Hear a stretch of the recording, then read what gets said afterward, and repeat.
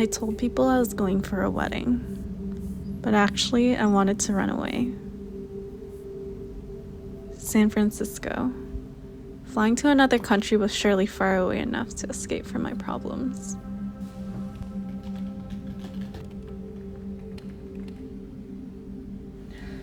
I didn't want to think about it anymore. I just wanted to get over it. Being in a different environment would help me to get my mind off of things. Except it didn't. Being there just made me realize that the problems were mainly in my head, and I would try to fill my day by going from one thing to another, occupying myself with things to do so I wouldn't have to think about it. But being in a different environment just reminded me of the future that hadn't worked out, as I kept imagining what life would have been like if I moved to a place like this.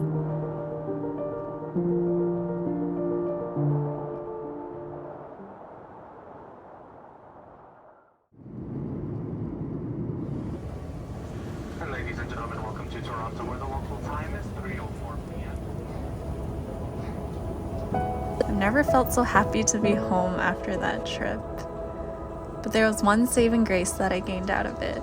My friend that I was traveling with was different from me. I remember the day that we were at the beach, and while I was busy pacing restlessly back and forth, she just sat in one place for hours, looking at the water. Something about her desire to be still in nature amazed me.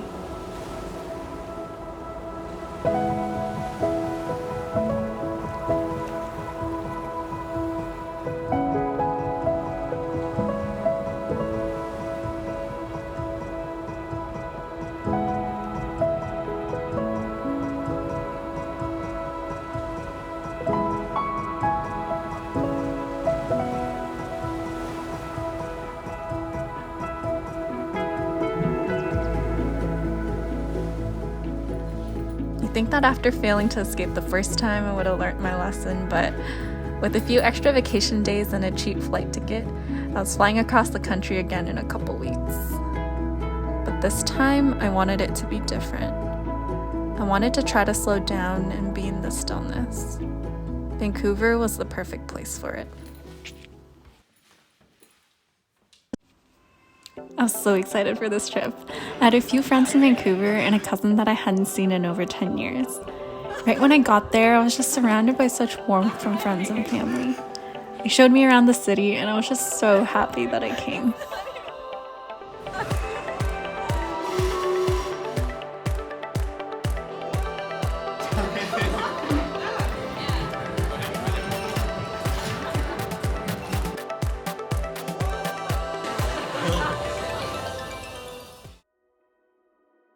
But the next day I was alone.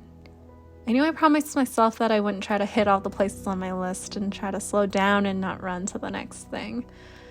But really, I felt like I was fighting against myself. I started the day by getting a pastry at a popular bake shop, telling myself that I would sit down and enjoy it. But I couldn't find a comfortable spot in this busy bakery, so I went to a coffee shop instead. I fought every urge to get my coffee to go, sat down, and wrote this.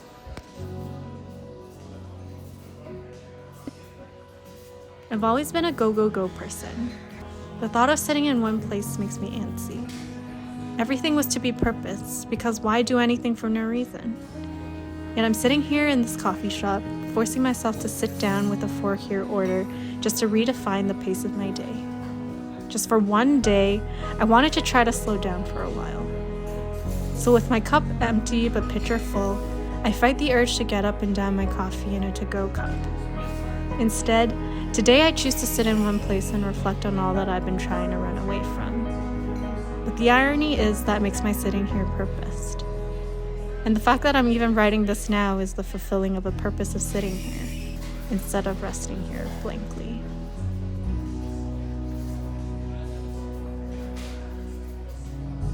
I'm still laughing at myself for writing that. It wasn't long after I wrote that I caved and got a takeout cup and jetted out of there.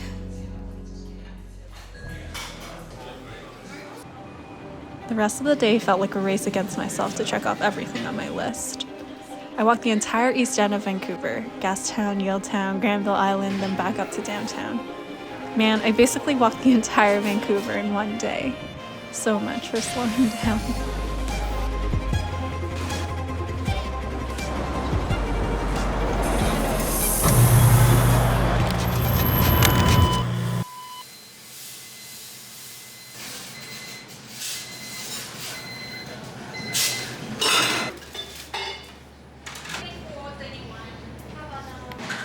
Part of me questioned whether I should have made so many plans with friends if the purpose of my trip was to spend time in the quiet.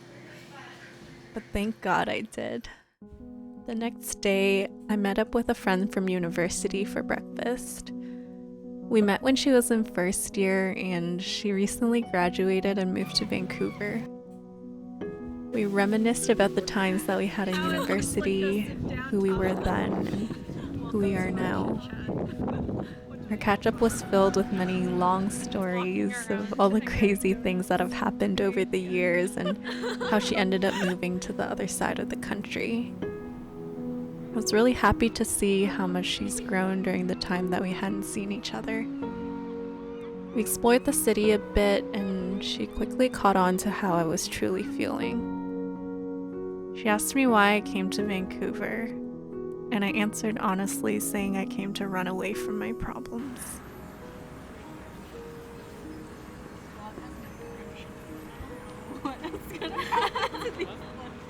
As I shared more about what I was going through, she reassured me that things just might take time, and that trying to run away wasn't healthy, which I knew, but maybe I just needed to hear someone say it to me.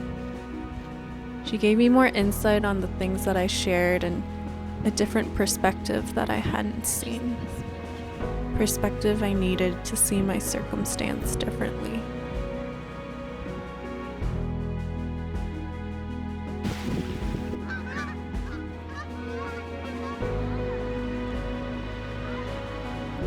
Later that day, I also saw an old roommate, and we went to a really nice sushi place with some of the best sashimi in the city. To my surprise, she paid for the entire meal, and I just felt such grace and kindness from this seemingly small gesture, because despite anything that may have happened during our time living together, she showed me a grace that I didn't deserve.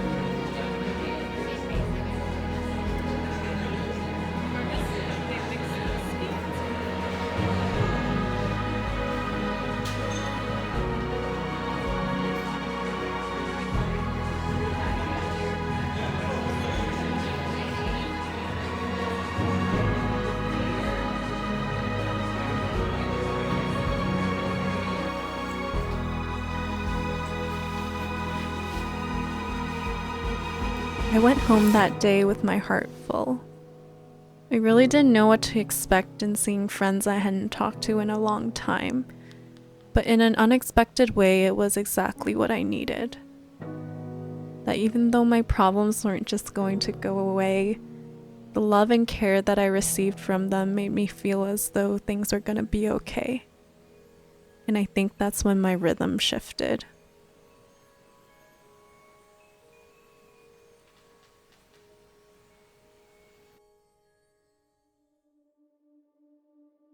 So on a night I had alone, I decided to revisit one of the spots I went to with my mom during my last trip to Vancouver. I came into this trip wanting to spend more time just sitting in nature, and I realized that up until that point, I hadn't really done that yet. I got takeout from my favorite restaurant and was going to enjoy the sunset by the water. But because of my poor navigation skills, I went the wrong way, and I ended up at another lookout point, and it happened to be attached to a park.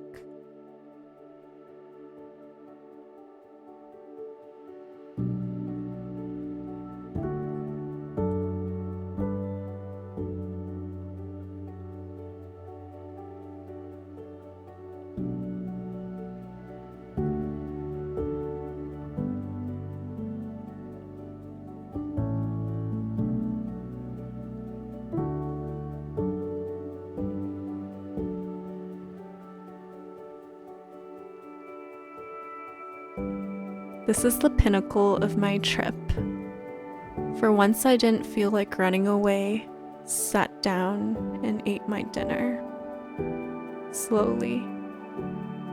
Savoring what I've been telling people is my favorite food from my favorite restaurant. I came here years ago with my mom, and something about returning to the same place felt comforting. Although this time feels different, maybe because I accidentally went to the wrong place. But stumbling upon this park, this bench, felt right in its own way. That coming here myself this time, God has again and again been gracious to me in ways I didn't expect. And I'm thankful for every moment of it.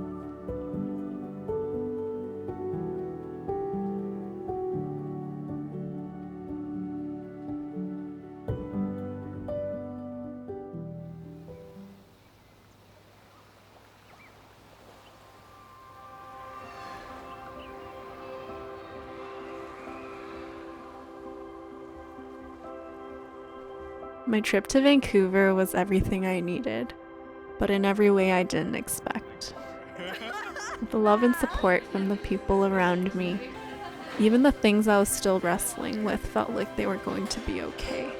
And for the first time in a long time, I felt happy. Things are going to be okay, and I didn't have to fear what I was going to face in the stillness. I didn't have to keep running, because running away didn't mean things are going to get better. But what I really needed was a mental shift, which often comes when we slow down, sit down, and face our thoughts in the stillness.